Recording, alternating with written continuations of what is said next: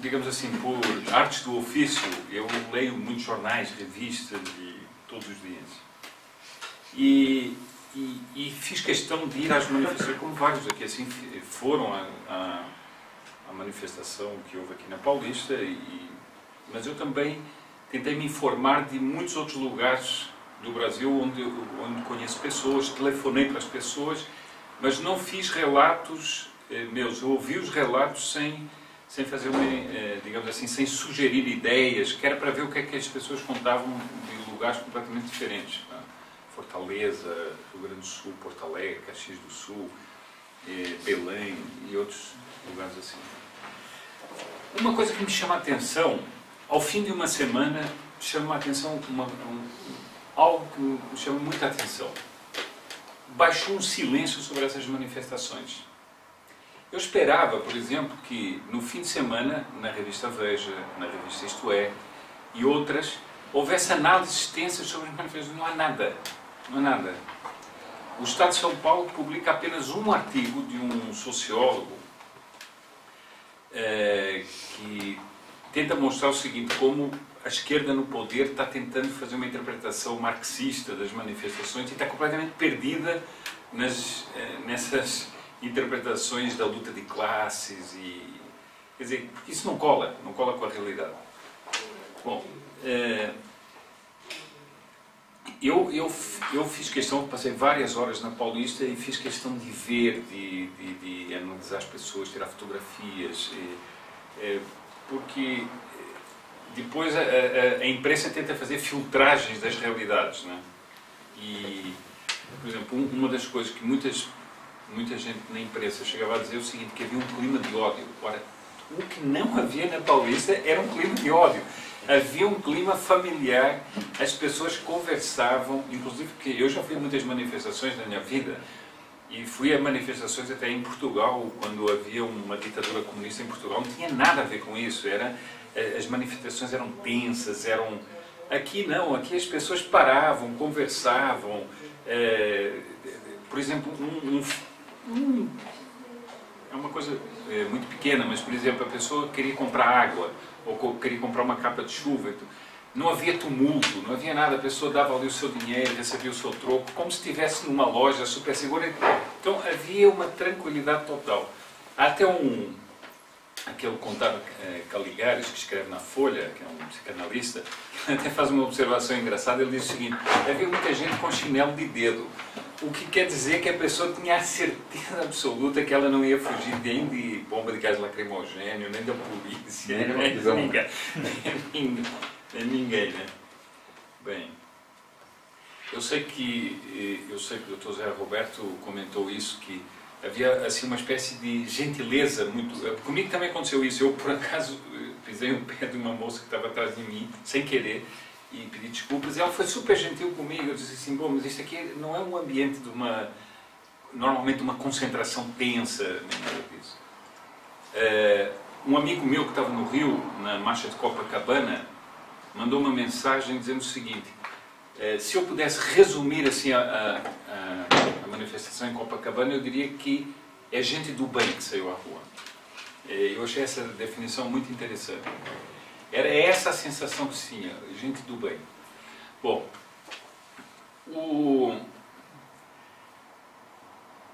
uma coisa que eu acho que vale a pena ressaltar é o seguinte, aqui nós todos somos de São Paulo e quando estivemos em São Paulo foi realmente a maior manifestação, é natural que todos os nossos olhares se voltam para São Paulo. E nós nos esquecemos um pouco do que aconteceu pelo Brasil inteiro. Mas o que aconteceu no Brasil inteiro foi o mesmo fenômeno que aconteceu em São Paulo. Por exemplo, eu agora fiquei sabendo que há um amigo nosso que é monarquista, Leonardo Fascione, que é de Caxias do Sul. Em Caxias do Sul havia 80 mil pessoas na rua. 80 mil pessoas em Caxias do Sul. É muita gente. Depois em Pelotas havia 30 mil.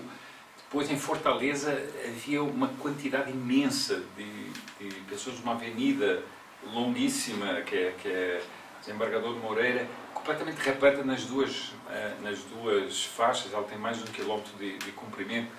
Então, o fenómeno foi um fenómeno de todo o Brasil. Até Cornélio Procópio, né? Cornélio Procópio, eu vi uma notícia sobre Cornélio Procópio que eu fiquei impressionado de dizer que quase toda a cidade tinha saído à rua. Não foi isso? Foi. Não, mas é impressionante, porque isso é impressionante porque é o seguinte, não é uma capital, não é? Exatamente. Bom, depois houve muitas, quer dizer, então, o seguinte, como é que houve essa simultaneidade desse fenómeno em todos os lugares? Depois, outra coisa, em todos os lugares houve o mesmo relato se ouvia. Havia muita gentileza, havia muita distensão. Em vários lugares havia, por exemplo, em Campinas, o professor Evaristo Miranda contou, as pessoas batiam palmas à polícia, como aqui em São Paulo. Até a polícia bateu palmas às pessoas, segundo um relato de uma pessoa que assistiu, a polícia de choque bateu palmas para pessoas. O que deixou muitos esquerdistas completamente enlouquecidos. Mas como? Como é que pode haver um convívio bom? Mas é claro que pode haver um convívio bom, não é? Os dois almejam a mesma coisa, um Brasil decente, a polícia e quem está na rua. Bom, então como é que, em Fortaleza também havia isso, em Belém, como é que esse fenómeno se espalhou pelo Brasil inteiro? Se espalhou ou era uma unidade só, de um fenómeno que saía às ruas? Depois outra coisa, eu sei que houve convocatórias pelas redes sociais, tudo, para as pessoas irem de verde e amarelo. Mas será que isso foi suficiente para essa manifestação assim, do verde e amarelo ser uma coisa tão impressionante e tão uniforme? Tanto que há um articulista aqui, na página económica do Estado de São Paulo, que é o Celso Ming, na página económica, o artigo dele é sobre o simbolismo que acarreta o verde, o amarelo e o vermelho. Ou seja, quem ficou com o quê e o que é que isso quer dizer enquanto transformação psicológica do Brasil. Bom,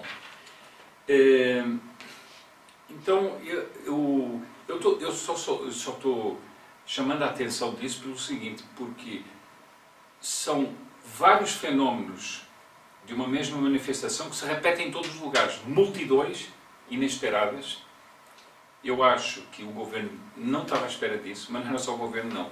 A oposição também não estava à espera. Por isso é que eles não quiseram se engajar nas manifestações. Eles ficaram meio de fora, como quem diz, bom, vai ser 2.000 aqui, 5.000 ali, 10.000 ali, não vamos engajar nisso. Quando eles viram, já estavam ultrapassados. Há um articulista, que eu não me lembro agora quem é, que diz o seguinte, agora já é tarde. Agora a oposição vai ter que pegar o último vagão do trem, se quiser ainda participar de alguma coisa, vai ter que pegar o último, que é o que resta para ela. Porque eles foram ultrapassados pelos acontecimentos. E a mim, eu até pus esse comentário nas redes sociais, eu creio o seguinte, o mundo oficial, e o mundo oficial eu chamo o governo e o PT, a oposição e os partidos da coligação e a mídia, estão completamente desconcertados com o fenómeno e tentam fazer interpretações, tentam dizer alguma coisa que explique o que é que está acontecendo. Eu vou fazer uma tentativa de interpretação com base no quê? Eu vejo muita gente. Bom, a esquerda está toda fazendo a interpretação marxista, e então quem estava na Paulista era a elite branca e de olhos azuis. Bom, isso é uma coisa ridícula mesmo, completamente ridícula. Quem andou na Paulista via que ali tinha todas as classes sociais, tinha gente que vinha da periferia, tinha gente que vinha dos jardins, tinha gente de todas as classes sociais, tinha classe média, tinha todo tipo de gente, havia muitas famílias, muitas crianças. Bom, tanto que há uma fotografia até que roda as redes sociais, várias pessoas de cor, de uma família só, que dizem nós somos a elite branca de São Paulo. Porque, claro, um cartaz imenso. E o que isso também, esse cartaz não só desmente a questão da elite branca, mas esse cartaz mostra o seguinte, como o brasileiro não se deixou infectar por essa luta de classe e luta racial, todo o tipo de lutas que a esquerda tentou infiltrar na sociedade brasileira, ricos contra pobres, brancos contra negros, nós e eles, etc. Isso isso seria um fruto envenenado para o Brasil, e isso não pegou.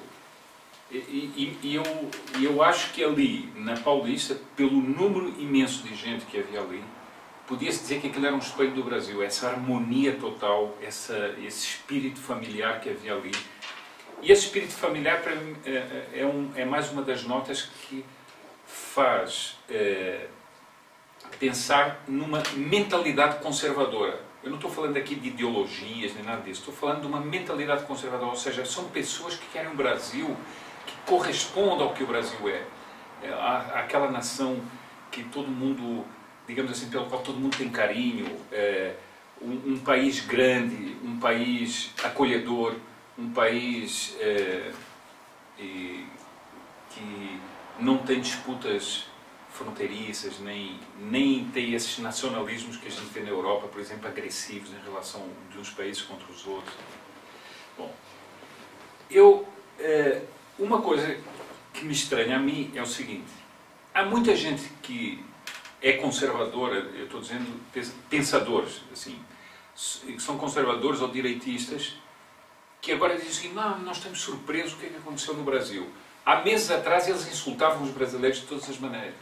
Não querem saber de nada, são um pouco relaxado, não sei quantos. E eu sempre achei isso um desconhecimento total do Brasil. E não porque eu achasse isso pessoalmente, mas porquê? Porque eu, digamos, eu sou discípulo de uma pessoa que eu considero um dos maiores brasileiros dos nossos dias, que é Plínio Corrêa de Oliveira, que tem tanto a ver com a família imperial, que era amigo pessoal do pai de Dom Luís e Dom Bertrand, que era Dom Pedro Henrique, a quem Dom Pedro Henrique confiou a formação de Dom Luís e Dom Bertrand. E essa pessoa não só foi um homem de fé, mas foi um homem de ação profunda, porque organizou campanhas, fez livros, escreveu milhares de artigos, e durante décadas foi traçando o perfil do que ele via ser a coluna vertebral da política no Brasil. Por quê? Porque ele dizia o seguinte: é preciso analisar a mentalidade do brasileiro. E o brasileiro não é o que o mundo político pensa que ele é. E ele, em todos os livros que ele foi escrevendo, em todos os artigos que ele foi escrevendo, ele dizia o seguinte: há um descompasso entre o mundo oficial e o mundo real, o Brasil real.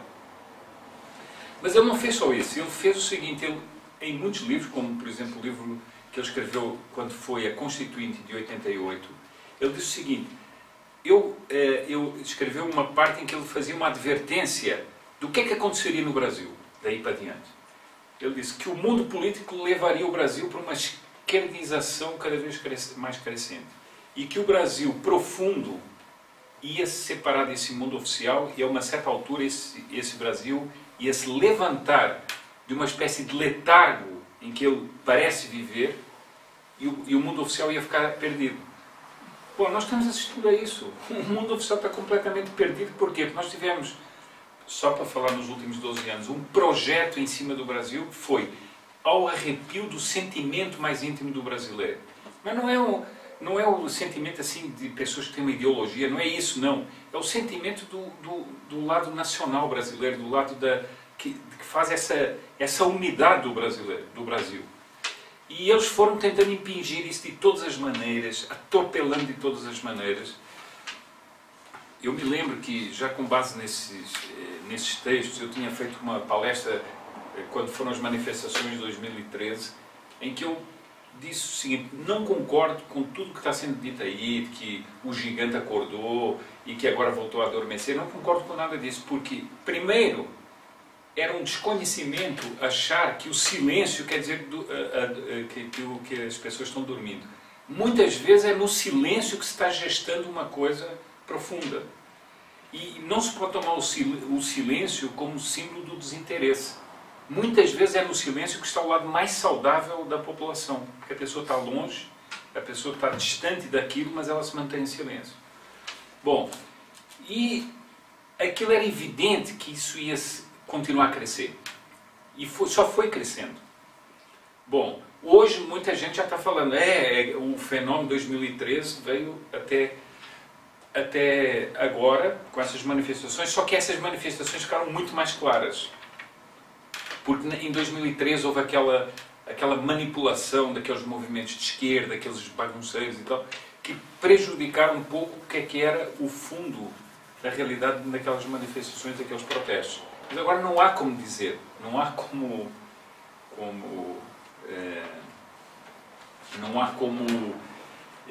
digamos, distorcer o que houve nas ruas. Aquele Demetrio Magnoli, que escreve na Folha de São Paulo, ele diz o seguinte, olha, ele mostra que, no fundo, com pesquisa a gente inventa qualquer coisa e cria uma realidade. Ele diz o seguinte, dizer que a manifestação, por exemplo, na Paulista, era contra a corrupção, isso é ridículo. Porque o que era o centro, a corrupção entrava como um fator, mas o que era o centro era, nós não queremos o PT, não era nem sequer a Dilma. Quem esteve lá viu isso. Eu até achei interessante que o Dr. Zé Guilherme fez um relato. Nós não nos encontramos na manifestação e a impressão é exatamente a mesma. O centro daquilo era fora o PT. Portanto, o PT era o símbolo de uma esquerda que tomou conta do país. Mas o mais interessante é o seguinte, mas quem é que estava na rua? Era a oposição? Não. Então as pessoas estavam ali em nome do quê? De serem da direita, do centro? Não, elas estavam em nome do Brasil. Era o Brasil que se sentia agredido por uma força externa a ele, que é o PT e toda essa esquerda. Porque eles têm um projeto para o país que não é brasileiro. Então as pessoas diziam, a nossa bandeira jamais será vermelha. O nosso país jamais será uma Cuba ou Venezuela. Mas, portanto, era sempre o país, era sempre o Brasil. Eu quero o meu país de volta. Roubar o nosso Brasil. Então, foi o levantar-se do Brasil contra algo que não é brasileiro. Eu diria assim. E isso é muito mais profundo do que dizer o seguinte, não, a oposição pôs não sei quantos milhares de pessoas na rua. É muito mais. Não era isso que estava ali na rua.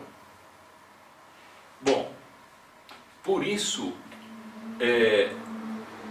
as ruas eram verde e amarela. Ou seja, essa era a força do que estava na rua. Eu até leio aqui assim, muda aqui um pouquinho a ordem da minha exposição.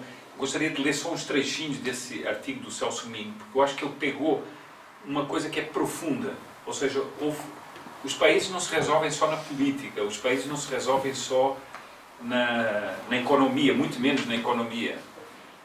Eles se resolvem também muitas vezes no simbólico. Ele diz o seguinte, o governo perdeu a bandeira, terça-feira, 17 de março, no estado de São Paulo. Na atual safra de manifestações, o governo perdeu a bandeira brasileira empunhada nos grandes movimentos políticos, desde as diretas já. As cores verde e amarela foram arrebatadas pelas massas da oposição. Da oposição não, das pessoas que estavam na rua, que não tem nada a ver com a oposição, porque a oposição não quis ir para as ruas. A Presidente Dilma e seu governo ficaram com o vermelho. Veja bem, isso é importantíssimo, quer dizer, eles são o governo do Brasil e não ficaram com as cores do Brasil. Isso é uma mudança muito mais importante que perder uma eleição, ganhar uma eleição, etc. Muito mais. No nível do simbólico, o interesse nacional parece, assim, mais defendido pelos manifestantes. A bandeira vermelha sugere ideias de outra natureza. Essa redistribuição das cores pode ter consequências. Eu acho que já está tendo consequências. Na realidade, ela já está tendo consequências. Esta foi uma das maiores manifestações da história do Brasil e foi um ato de oposição. Quer dizer, foi um ato de oposição. Aqui a palavra oposição é meio ambígua. Oposição a um governo, sim, mas não tem nada a ver com a oposição oficial. E, no entanto, a oposição partidária ficou de fora. Ou seja, não foi apenas o governo que foi atropelado pela mobilização. A oposição também foi. É exatamente o que eu acho. Quer dizer, eles estão completamente perdidos e estão insistindo em fazer jogos palacianos. Tomem os jornais e vejam o tal jantar da Marta Suplicy dos 70 anos. É um jogo palaciano com todos... Eu quando vi aquele jantar tive a impressão seguinte, quando a gente está jogando cartas, né? Vai jogando, depois termina o jogo e vai dar as cartas de novo, né? Pega as cartas, baralha e joga tudo de novo, são as mesmas cartas. É o Temer, é esse, é aquele, é a Bart Suplicy, é todo mesmo, a mesma gente, é Sarney, não sei, é tudo articulando uma manobra palaciana e achando que nas manobras palacianas vai resolver o destino do Brasil. Não vai. Não vai porque essas pessoas que saíram uma vez à rua, elas estão dentro de casa, mas elas estavam dentro de casa antes de sair à rua. E elas, em casa, foram construindo todo esse sentimento que as levou à rua. A insistência com que ou a oposição toma o último vagão do comboio, ou ficará definitivamente para trás. É o que tem que escolher agora. A insistência com que gente do governo tem procurado desclassificar os protestos como coisa da burguesia ou dos derrotados nas eleições indica que o PT tem uma visão equivocada do que sejam as classes médias. Bem,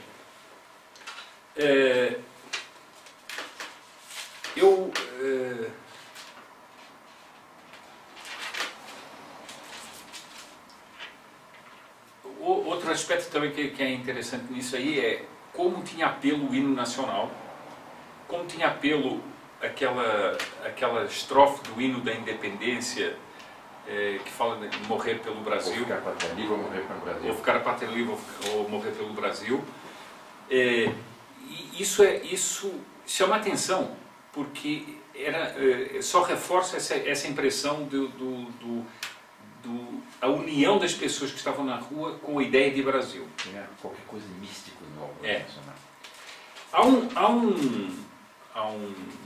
Eu diria o seguinte, que havia brasilidade na rua. Eu já vou mostrar como é que eu definiria essa brasilidade. Mas eu vou exatamente ler aqui um trechinho de um artigo do Globo, da segunda-feira, 16 de março. É uma análise das manifestações, diz o seguinte, que um professor, Daniel Arão Reis, destaca que a pluralidade era inevitável. Mas o fato singular é que pela primeira vez depois de 64, as direitas foram às ruas avocando para si a brasilidade, o hino, a bandeira e o verde e amarelo. Só que eu só não concordo com essa ideia de que foi as direitas, não foi, é muito mais amplo do que isso. É o Brasil que foi à rua. Bom, mas é interessante essa ideia de que havia uma brasilidade na rua. E aqui eu então tomo a liberdade de pegar alguns dos escritos do professor Plínio em que ele foi traçando os aspectos da alma brasileira. Ele dizia o seguinte, uma coisa que o mundo político não entende, e que era uma ideia que ele tinha a respeito de todos os países do Ocidente, a partir mais ou menos da Revolução Francesa, mas que é muito acentuado no Brasil, existem dois países. Existe o país oficial, o país da propaganda, o país das pessoas que estão na onda, e existe um país profundo que é praticamente deixado de lado pelo mundo oficial. O mundo oficial tenta enganar esse outro país nas eleições, nas reformas políticas, etc., vende alguma coisa com uma propaganda e depois esquece dele e esse país profundo vai vivendo a sua própria vida.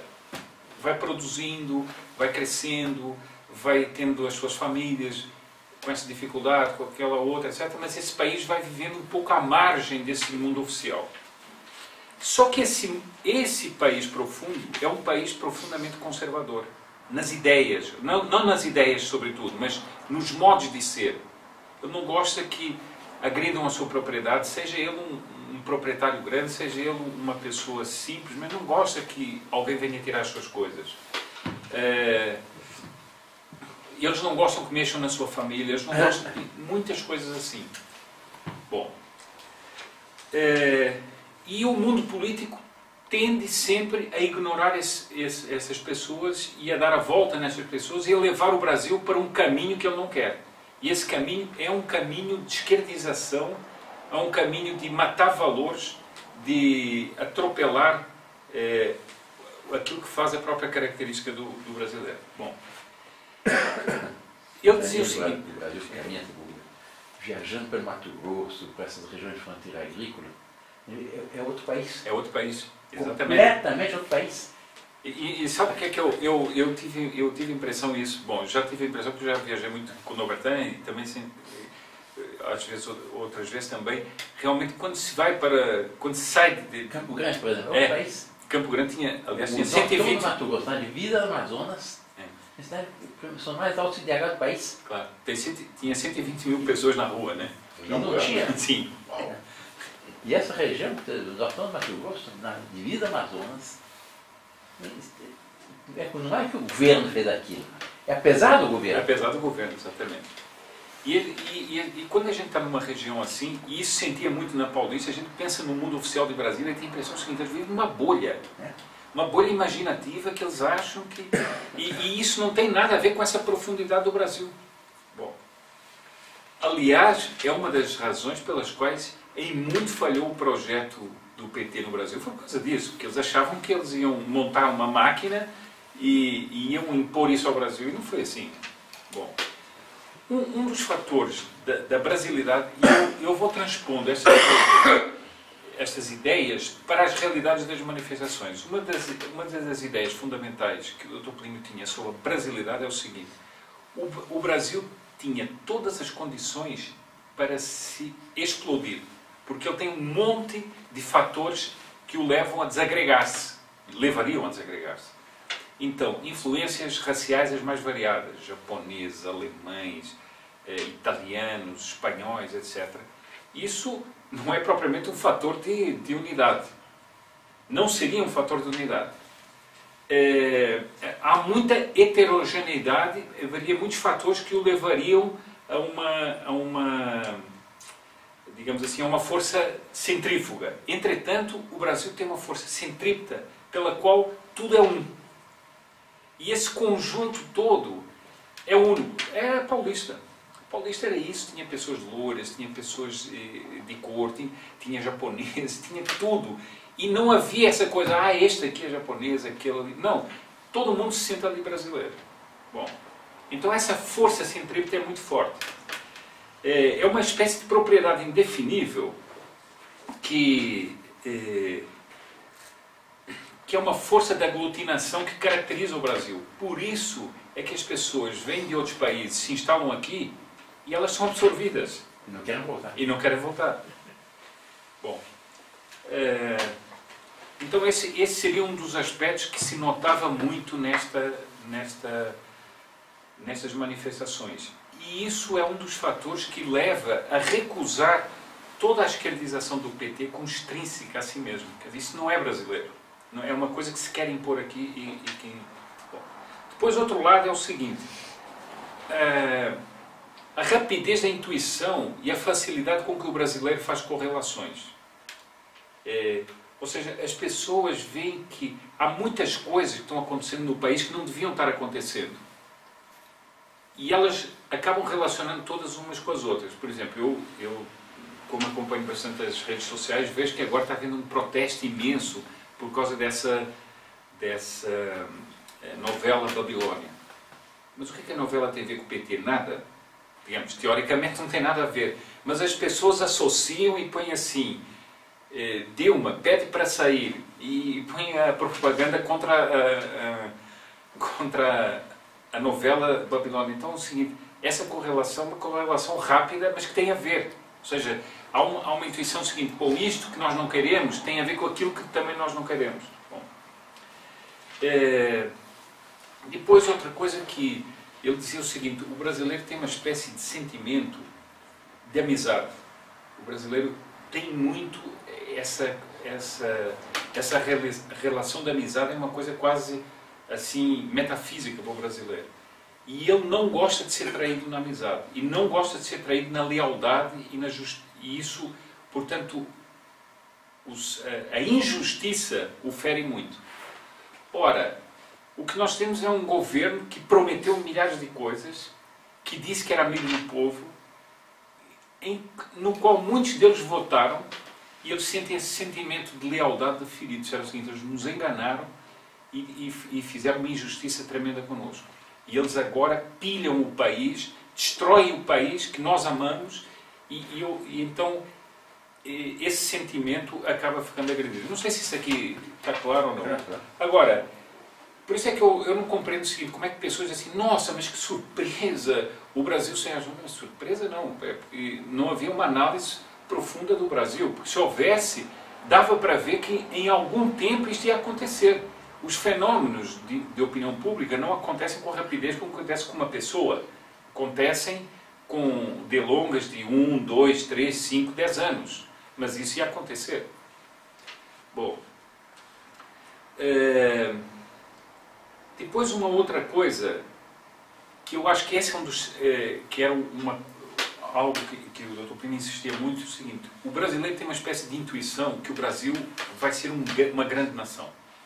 E que o Brasil é chamado a ser uma grande nação, ter um grande futuro. E eu acho que todas essas coisas, queremos o nosso país de volta, a nossa bandeira jamais será vermelha, etc. É como, não é apenas dizer o seguinte, o Brasil de hoje não quer isso. Não, o nosso Brasil é um Brasil que ainda vai ser muito grande e nós não podemos ser destruídos por essa gente. Essa intuição existe. E essa intuição tem um aspecto ainda, que é um aspecto ligado intuitivamente, ainda que seja, com a fé. Uma pessoa que nós conhecemos aqui estava na Paulista, assim, mais ou menos entre a Paulista e a Consolação, numa mureta, tinha subido numa mureta para poder ver melhor a manifestação e acompanhar melhor e ver a quantidade de gente que havia. Bom, e a mureta era grande, não era uma mureta muito alta, e a uma certa altura, ao lado dele sobe uma moça de uns 30 e poucos anos e fica ali vendo. E a uma certa altura ela faz um comentário que eu acho impressionante, porque não havia nada ali que falasse disso. E ela disse o seguinte, vendo essas pessoas todas que estão aqui, eu tenho a certeza que Nossa Senhora Aparecida jamais largará o Brasil, jamais deixará o Brasil se perder. Bom, o que havia ali que falasse disso diretamente? Nada. Mas havia uma intuição que ela exprimiu, e quando uma pessoa exprime, muitas pensam nisso. O que é fato é o seguinte, em manifestações houve, por exemplo, no Rio Grande do Sul havia pessoas que levaram imagens, Nossa Senhora Aparecida, em Brasília todo mundo rezou o Pai Nosso, e outras cidades, né, Roberto me disse, outras cidades, no Rio, São Paulo também. Então, quer dizer, por que as pessoas, por exemplo, em Brasília rezaram o Pai Nosso? O que é que tem a ver um Pai Nosso com protestar contra o PT? É uma pergunta a fazer-se, ou seja, não há uma intuição de que há uma ligação do Brasil com a fé e que essa defesa que as pessoas vão fazer tem a ver com a fé. Quer dizer, eu acho curioso o seguinte, a maior parte das pessoas não comenta isto nos jornais e tentam fazer apreciações meio sociológicas, meio falhas nos jornais. Bom, outro aspecto que o Dr. Plínio frisava é o seguinte, é que o brasileiro tem uma certa indolência e um certo hábito da rotina, que enganam muita gente julgando que ele não está prestando atenção nas coisas, mas ele fica como que quem não está preocupado com o que está acontecendo, mas na realidade ele está prestando atenção, com uma espécie de canto de olho, assim ele está prestando atenção. Ele até dizia o seguinte, é um povo muito inteligente, muito cordato e muito pacífico. Aliás, o cordato e pacífico acho que podia ser exatamente a definição das manifestações. Cordato e pacífico, totalmente. Aquelas imagens com a polícia, as pessoas irem tirar fotografias com a polícia, isso mostra que é um povo essencialmente pacífico. Mas um povo que gosta de ordem. Porque se não gostasse de ordem, ia tirar fotografias com a polícia. Não, eles gostam da ordem e gostam dessa paz social. Bom, e dessa cordura, desse dar-se bem uns com os outros. Bom, e ele diz num discurso o seguinte, o brasileiro vê chegar o perigo com um olho manso e uma atitude displicente e até com cara despreocupada. Então quem olha para ele diz assim, o brasileiro não está ligando nada. É o que a gente vê, muitos direitistas por aí dizendo, o brasileiro nunca se preocupa com nada, não quer saber de nada. Que eu acho um insulto ao brasileiro. Eu acho um insulto e acho um desconhecimento total. Mas quando o brasileiro se sente ameaçado, ele se levanta como um povo só. Foi o que aconteceu. Quer dizer, essa manifestação é o símbolo de um país que se levantou. Há alguém aqui que diz que é uma espécie de insurreição, uma espécie de levante do povo brasileiro contra isso que está aí. Mas é contra o mundo oficial todo. Eu chamo muita atenção disso, ou seja, é a nação propriamente que se vai separando do Estado. A nação não quer o que o Estado lhe está impingindo. Eu falo aqui assim, também da justiça, que tem tomado atitudes absurdas, não é? Decisões absurdas, todos nós sabemos. Bom,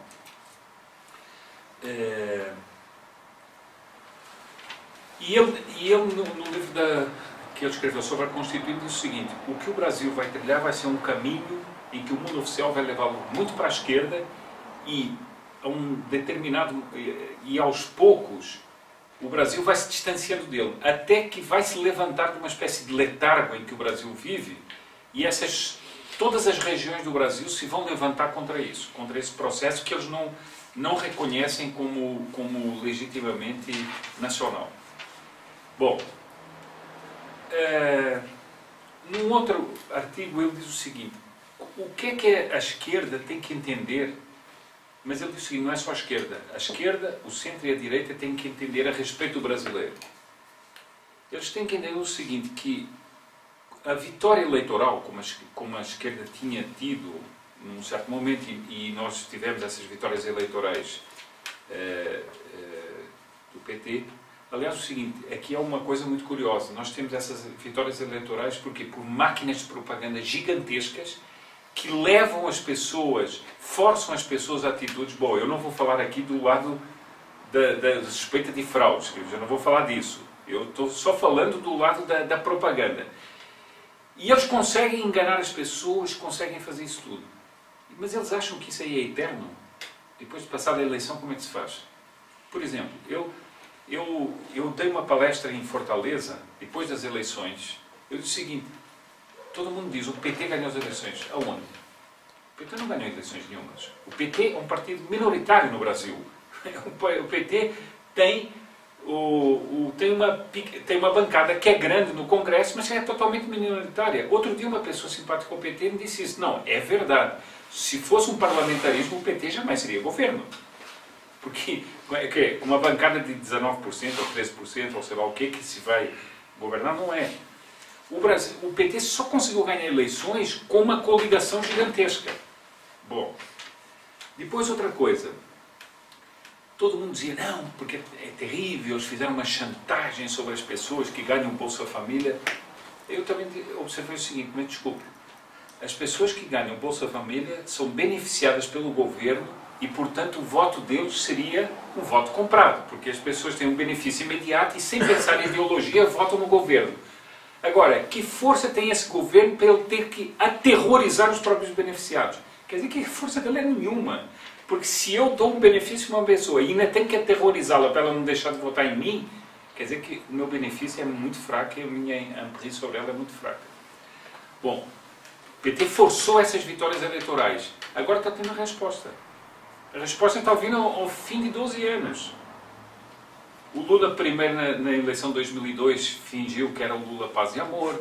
Depois ele subiu ao poder, começou a colocar o boné do MST, começou a apoiar os movimentos sociais, começou-se a desmascarar e aí já veio o arrepio do Brasil em relação a ele. Só foi crescendo. Isso só foi crescendo. Bom,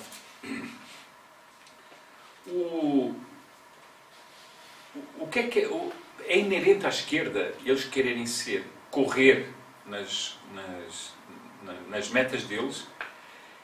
É inerente à esquerda ser persecutória, que é o que nós estamos vendo. Por exemplo, um fato que eles acham que passou em branco, mas não passou em branco, que isso só ficou na cabeça dos brasileiros. Os caminhoneiros se levantaram e foram reprimidos brutalmente com um discurso do Ministro da Justiça na televisão. Desde depois o MST trancou estradas, rodovias, queimou pneus, até houve gente que morreu por causa de um dos bloqueios que eles fizeram. Não houve uma palavra do governo. Eles acham que isso é impune. Acham que a pessoa não fica com isso na cabeça e não fica o seguinte, não, desculpa, nós temos 2 pesos e 2 medidas. As pessoas não dizem, mas isso fica. Qual é o prestígio do MST hoje? Qual é o prestígio? Quais são os brasileiros que apoiam o MST? Bom, então ele diz o seguinte, se a esquerda não souber ser distendida com o brasileiro vai se distanciar da esquerda. e vai se distanciar primeiro silenciosamente, que é o que muita gente da direita não percebeu, que o silêncio já era um distanciamento, não era não era um desinteresse. Depois vai ficar ressentido, o brasileiro vai ficar ressentido com a esquerda e por fim vai ficar furioso. A esquerda vai deixar de atrair aqueles a quem ela tinha enganado e a esquerda vai afundar no isolamento. Ora, o que é que nós temos hoje? A esquerda está afundando no isolamento. E há pessoas que estão falando até na extinção do PT. Alguém vai chorar pela extinção do PT? Se o PT for extinto, alguém vai chorar? Acho que não. Bom, e ele diz uma coisa, diz o seguinte: infelizmente a direita também não tem muita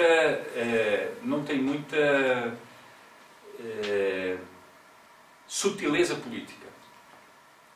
E eu até chamo a atenção aqui para um descompasso que eu notei muito, não sei se outros notaram. Havia um descompasso entre quem estava em cima nos carros de som e gritava, falava, etc., e uma certa pacateza em baixo. Porque as pessoas, essa falta de sutileza de quem é da direita, acha que é no grito que a gente vence as coisas. Ora, o Dr. Plínio disse o seguinte: não é no grito que se vence no Brasil.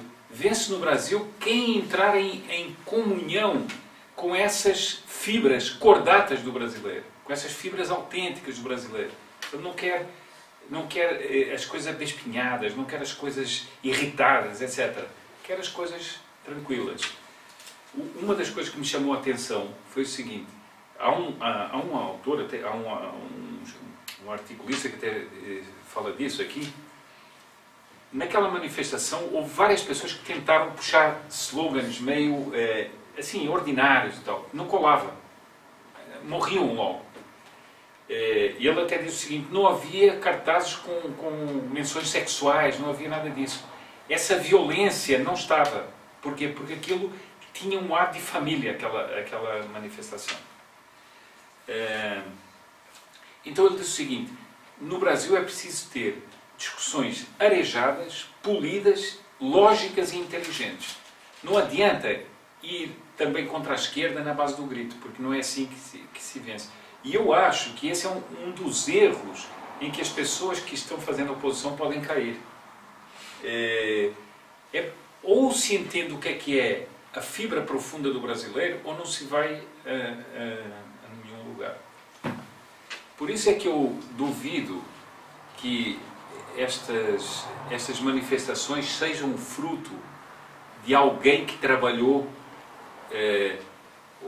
Houve movimentos que fizeram coisas, houve pessoas que alertaram outras, etc. Mas isto é, sobretudo, um sentimento brasileiro que foi ofendido e foi agredido durante anos. Isso é mais ou menos como uma mola que alguém vai pressionando com a mão. A uma certa altura ela escapa da mão e pula. É o que aconteceu. Quer dizer, foram pressionando e jogavam que a mola ia aguentar até embaixo. Foram. E isso, de repente, pulou. Bom, eu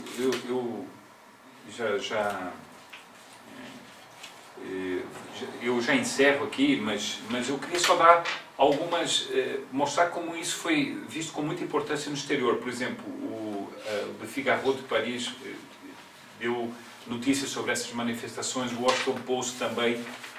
O Le Monde escreveu um artigo que é Tsunami contra Dilma Rousseff. Eu acho que essa foi das coisas mais precisas.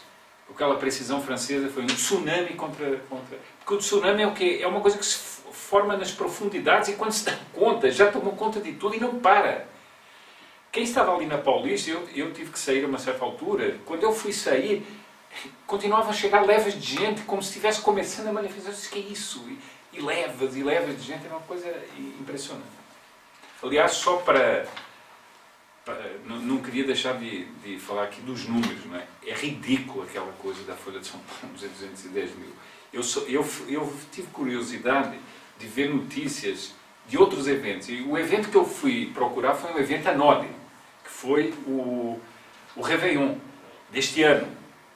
As notícias diziam que no Réveillon deste ano na Paulista havia 2,5 milhões de pessoas. Podem procurar na internet, vão lá ver. Bom, então como é que no Réveillon havia 2 milhões e meio de pessoas que não tomava nem de longe a Paulista inteira e aqui havia 210 mil pessoas? É ridículo, simplesmente ridículo.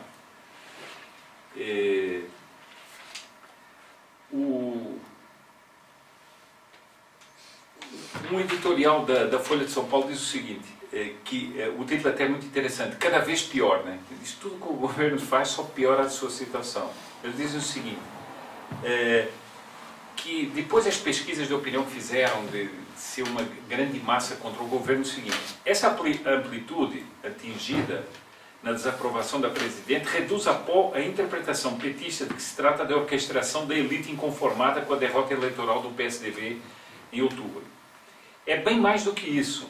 Pela primeira vez em 30 anos de normalidade democrática, articula-se um movimento de massa que não teme defender ideias conservadoras. Eu acho que esse aqui é muito mais interessante, ou seja, um movimento de massa, não foi oposição, não foi nada. E essas pessoas não têm medo de ir para a rua, isso aí. Eu mostro o seguinte, como é que, o que é que está surgindo desses debates todos em torno das manifestações? Por exemplo, a questão racial. Porque muitas pessoas de cor estão indo para as redes sociais gravar vídeos e dizer o seguinte, eu sou de cor, eu sou da periferia, estava na manifestação e sou contra a Dilma. E como é que agora vocês vão dizer que são os brancos e olhos azuis? Tá. Então, as pessoas não estão aceitando esses carimbos que a esquerda tenta colocar sobre as pessoas. Bom, um correspondente do El País, chamado Juan Arias, ele escreve um artigo muito interessante. Se tiverem paciência, eu leio uns trechos, porque uma pessoa que é espanhol, vive aqui há muitos anos, mas é espanhol, viu como é que ele viu a manifestação. E agora, o que acontece? O Brasil, diante da surpresa de todos, esse é um aspecto muito grande, houve uma surpresa para o mundo oficial. Eles ficaram surpresos, não sabiam o que estava acontecendo. Foi para as ruas em todo o país, em massa, convocado pelo novo poder das redes sociais. Eu digo o seguinte, é evidente que as redes sociais tiveram um papel, mas isso foi muito mais do que as redes sociais. Isso foi uma espécie de impulso do Brasil para... Brasília, a capital política, e São Paulo foram as duas manifestações mais simbólicas. Nas mais de 200 cidades onde os brasileiros, sem outra bandeira, além das cores do Brasil, ouviu-se um único grito, fora Dilma e fora PT. Cabe perguntar, e agora o que acontece? Milhares de cartazes cheios de criatividade, muitos escritos à mão, revelavam a insatisfação de um país que se sente que a sua vida piora a cada dia. Que nos devolvam o Brasil, rezava outro cartaz. E ao seu lado, Dilma, a paciência acabou. Outros destacavam, não somos a elite, não somos de direita, nós somos o Brasil. Isso é muito interessante, quer dizer, ele pegou muito bem esse, nós somos o Brasil, não é isso, não é aquilo, nós somos o Brasil. E isso, no Twitter escrevi, quando voltei da manifestação, como é uma frase curta, eu escrevi, o PT perdeu as ruas, o PT perdeu o Brasil e só falta perder o governo. Porque se eu fosse um observador da esquerda que estivesse naquela manifestação, eu decidia comigo o seguinte, daqui a 10 anos nós voltamos, porque não dá. Nós perdemos o Brasil totalmente nos escapou da mão. Milhares de cartazes, bom, é verdade, a idiosincrasia das manifestações em todas as cidades desmentiu as alves de mau agouro da véspera. O Brasil os desmentiu redondamente. Diziam que era o país do caviar, o país dos ricos, e que saía à rua para pedir a cabeça da Dilma. Não foi. Foi o Brasil plural, foi o Brasil mestiço, o que saiu à rua sem ideologias nem classes. Desfilaram juntas famílias inteiras com seus filhos, casais de namorados, idosos, muito jovens e até grávidas felizes. Trabalhadores lado a lado com empresários. Isto diga, Guilherme. Eu nunca imaginei que ia ter tantas pessoas com cadeiras de rodas em uma manifestação. Eu fiquei impressionado, foi a primeira manifestação que eu fui, fiquei impressionado com a quantidade de pessoas com cadeiras de rodas indo assim, claro, até a manifestação. Com um lenço verde e amarelo. Sim. Cachorro, no meio de uma multidão daquela, ou ele é pisado, ou ele vai latir, claro. ou bebezinho com babador verde e amarelo, bebezinho, claro. E eu acho o seguinte, interessante como uma pessoa, essa descrição é a descrição de uma harmonia social. Ora, foi isso que o PT tentou destruir durante 12 anos. nós contra eles, isso não conseguiram. Temia-se que grupos violentos tentariam abortar as manifestações. Não apareceram, não houve incidentes. Mais ainda, os brasileiros revelaram o melhor da sua alma. Seu espírito festivo, sua criatividade, sua paixão por estar juntos, seu pluralismo e a defesa de um valor que não estão dispostos a renunciar à democracia. Foi o Brasil no qual as crianças tiravam fotos com os policiais militares. Eu compartilhei muitas dessas fotos no Twitter e era interessante ver o seguinte: muitos venezuelanos punham o seguinte: quando o nosso país voltará a ser assim? Quando a nossa população voltará a ser tratada com essa amabilidade pela polícia? Quando nós poderemos tirar fotografias assim? Eu fiquei impressionado, até me arrepiava aquilo, porque eles sendo perseguidos nas ruas e ver um povo que as crianças vão, tiram fotografias com a polícia, impressionante. Mas não era só a criança, é porque o sorriso do policial, sem deixar de ter a sua postura de autoridade, era um sorriso benévolo, acolhedor. Foi o Brasil que, às portas do Congresso Nacional em Brasília, as pessoas entregavam flores brancas às forças da ordem. A súplica da Presidente Rousseff, em seu primeiro discurso, dias atrás, depois da reeleição, de que tivessem paciência diante da crise que seria passageira, a isso as manifestantes lhe responderam: a paciência já está esgotada. Foi o Brasil que desfilou com suas caras pintadas de verde e amarelo e que gritava: nossa bandeira não é vermelha. E não houve nos desfiles em todo o país uma só bandeira de partido. Realmente não havia. Não havia. Diante disso e diante de um governo atônito que na véspera tinha minimizado o protesto por não contar com mais apoio do que as redes sociais, cabe a pergunta: e agora, Dilma? Eu ainda leio aqui mais um artigo ou outro, para não ficar cansativo demais, mas é que eu acho interessante o seguinte: como há análises que mostram estes aspectos. Aquele Gustavo Iosp que escreve na Veja, ele conta o seguinte: eu fui à Paulista, fui com os meus filhos, fiz questão que os meus filhos fossem, apesar de serem bem novos, fiz que eu queria que eles vissem um momento importante do Brasil. Sei que muita gente de esquerda que participa de outras passeatas mais profissionais, se vocês me entendem, vem dizendo que essas manifestações contra o atual governo são cheias de ódio, recalques, etc.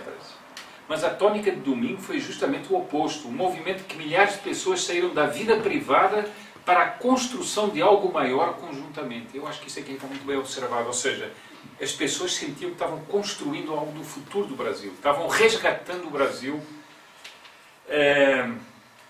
As pessoas iam fazer algo que era superior a si mesmos. Por isso a passeata foi feliz e festiva. O sentimento não foi de ódio, mas de plenitude e de realização. Estávamos lá dizendo a um governo que há mais de 12 anos insiste na divisão, no sectarismo, na criação do nós contra eles, na separação de minorias, na cisão da sociedade, que enfim, ele perdeu. Seu esforço foi em vão. Queremos mesmo é estar juntos. Há muito bem descrito, ou seja, vocês perderam por causa disso.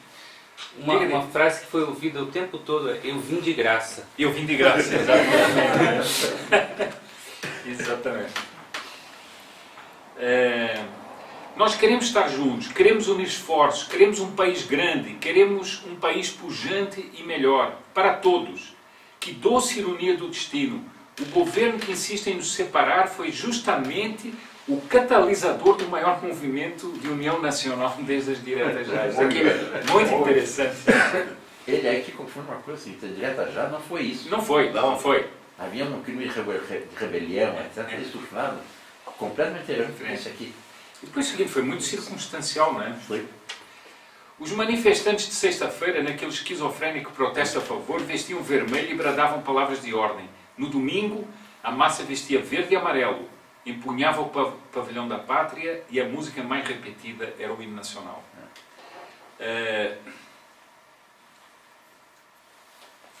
Bom, depois eu vejo que ele nem ficou com mais raiva do governo, porque o governo é um governo morto. Depois de ver essas coisas nas ruas, é um governo morto. Eles são uma espécie de fantasma ainda mantido assim. Ponto Ele 2. menciona um exemplo para as próximas gerações. Para as próximas gerações, exatamente, é verdade. Ele diz que... eu não me lembro, acho que eu não subi aqui, mas eu me lembro disso, que ele diz exatamente que isto vai ser um exemplo para as próximas gerações, ficar marcado. Por isso é que eu acho estranho o seguinte, como é que uma semana depois já se silencia estas manifestações? Essas manifestações são completamente fora de qualquer coisa que já houve. E são uma coisa histórica. Como é que já se tenta fazer um silêncio sobre elas? Bom, depois aquela Mónica Bergamo, assim, meio torcendo o nariz, põe aqui: a nossa bandeira jamais será vermelha. Então ela faz depois toda uma reportagem assim, meio ácida, mas no fundo ela teve que pôr como título aquilo que era a tónica da manifestação. O Luís Filipe Pondé hoje escreve um artigo muito interessante, diz: o outono do PT. Aliás, a ilustração está interessante, porque é uma folha daquelas de outono, né? Só com forma de uma estrela. Né? Então, é uma forma de uma estrela, mas com... Ele diz o seguinte: temos que reconhecer, chegou ao fim uma era, o PT vive o seu outono. Quer dizer, isso é um alcance muito grande, quer dizer, é uma era que chegou ao fim. Não é um problema político, não é o problema da Dilma, da inflação, não sei quantos, é uma era que chegou ao fim. Há que se ter uma grande certeza mesmo do pecado. O desejo do poder é o pecado máximo de toda a política. E o PT se revelou incapaz até de pecar com elegância. Este outono do PT não se deve apenas às manifestações contra o seu governo. Essas manifestações diferentes patrocinadas pelo PT e associados, manifestações com todos os tipos da política, de cabresto e mazelas de sindicalistas, trazem algo de novo para o cenário, que deixa o PT e associados em pânico. Agora, o PT e associados é todo o mundo oficial, no fundo. Porque eles ficaram em pânico porque eles não entenderam o que é que aconteceu. Não entenderam porque eles não vivem voltados para o Brasil. Eles desconhecem esse Brasil. Que é exatamente o que o Dr. Plínio frisa muito. O mundo oficial não olha para o Brasil. Eles tentam viver um mundo à parte. Chama Ilha da Fantasia, né? Ilha da Fantasia. Brasília é aflitivamente isso. Agora ele diz uma coisa interessante. O Brasil perdeu o medo do PT e da esquerdinha pseudo. Opa. As pessoas descobriram que o mal-estar com essa turminha não é coisa de gente do mal. Portanto, é gente do bem, aquele que dizia aquela pessoa do Rio. Mas essa morte do PT significa mais do que o fim de um partido, que será esquecido dentro de 100 anos. O fim do PT significa que o ciclo pós-ditadura se fechou. Eu acho isso muito interessante, até do ponto de vista da monarquia. Porque digamos assim, é uma democratização que, em nome da democratização, quis levar o país para a esquerda. Eles não tentaram fazer uma democratização autêntica, tentaram, em nome da democracia, levar o país para a esquerda, de várias maneiras. Esse ciclo teve um ápice com o PT e esse ciclo se fecha.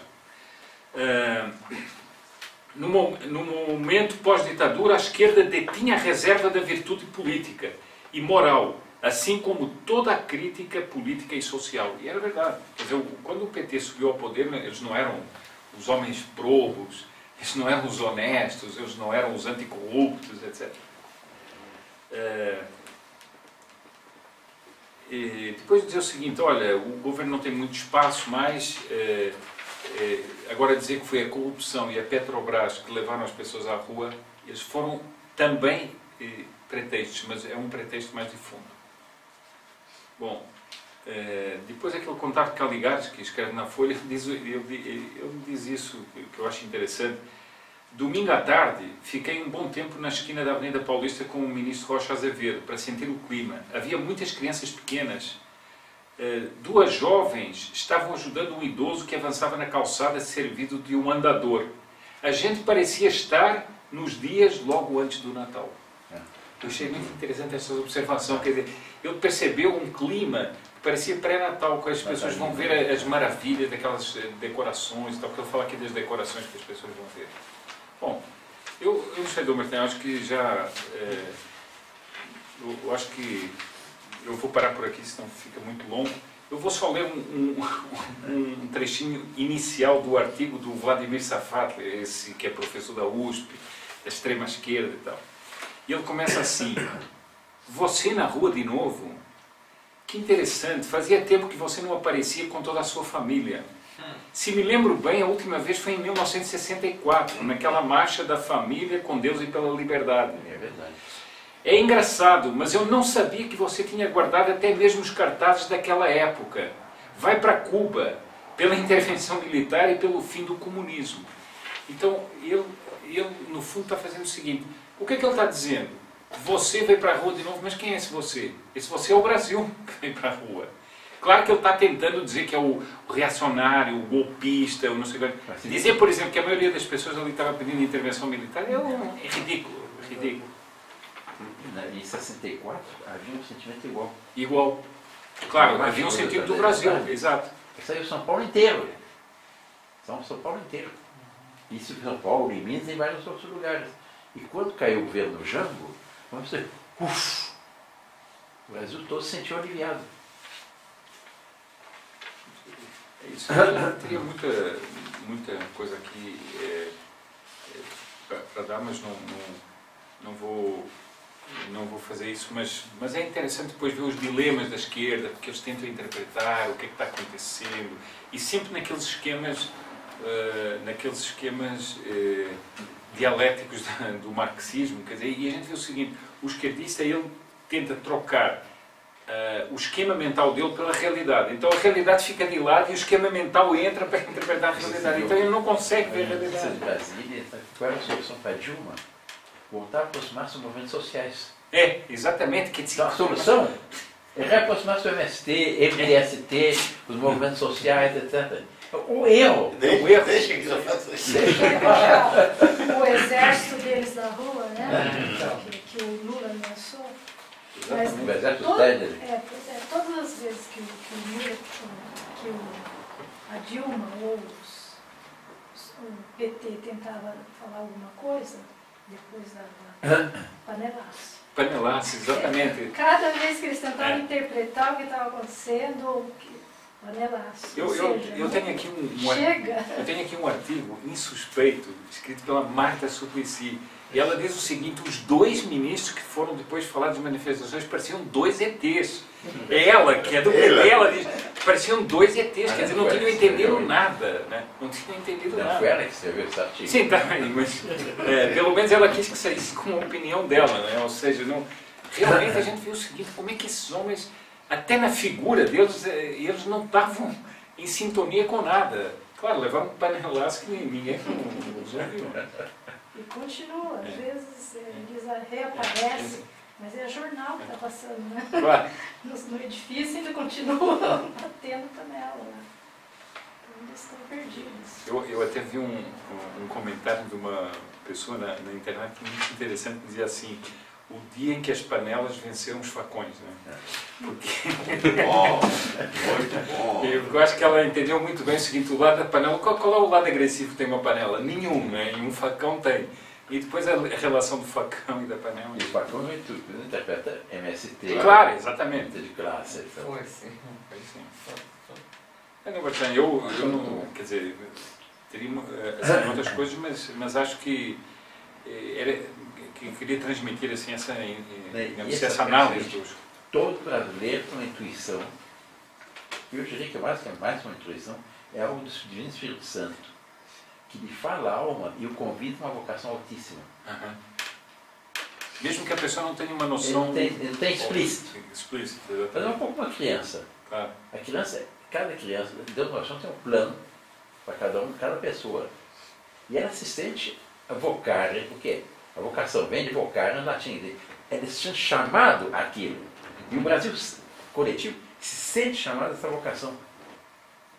Isso é uma nação grande, uma nação harmônica, uma nação que haja bem-querência, uma nação abençoada por Deus. Próspera, né? Próspera. E a gente vê onde o Brasil tem uma satoricidade, que são as regiões de fronteira agrícola, é impressionante. O Piauí, o progresso que está vindo naquela região, é o último dos estados. A gauchada está indo lá, está falando aqui, não viu uma Canaã. Mas não são assentamentos. Ué? Não são assentamentos. Não, é o contrário.